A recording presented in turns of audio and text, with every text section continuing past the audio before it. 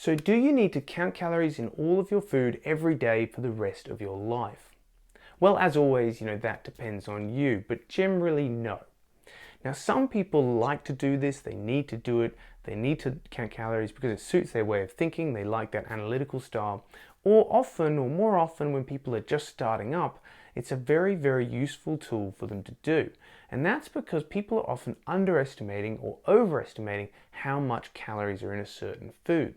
Now, in these cases, counting calories for a period so you become aware of what foods are high and low can be very helpful.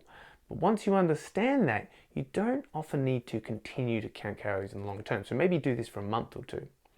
It can be really helpful to look at the calories in food on nutrition tables or just Google it so you know what to avoid and where some of those hidden calories might be coming from.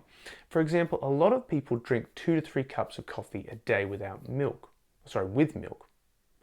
A quick Google search will show you that milk is about 150 calories per cup, hence 2 to 3 cups of coffee is about 300 to 450 calories. So if they had the calories black or without milk and water, then they would probably lose weight just by doing that.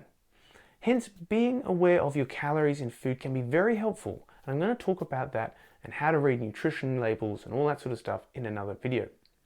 However, outside of this, I generally don't ask people to count calories very often because it's time consuming and it's quite anxiety producing. People worry about it a lot.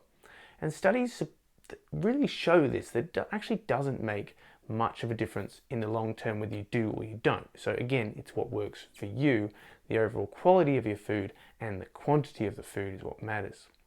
Because some studies have shown that they ask people to not go hungry, meaning not restricting themselves so much they feel constantly hungry. That's not going to help because we're aiming for long-term changes here. So you cannot use a diet that makes you feel hungry because you're not going to stick to it.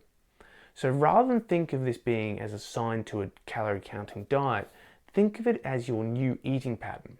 If you're still hungry, add a little fat and carb or whatever it is that suits you back in until the point where you can say, yep, I can do this for the long term.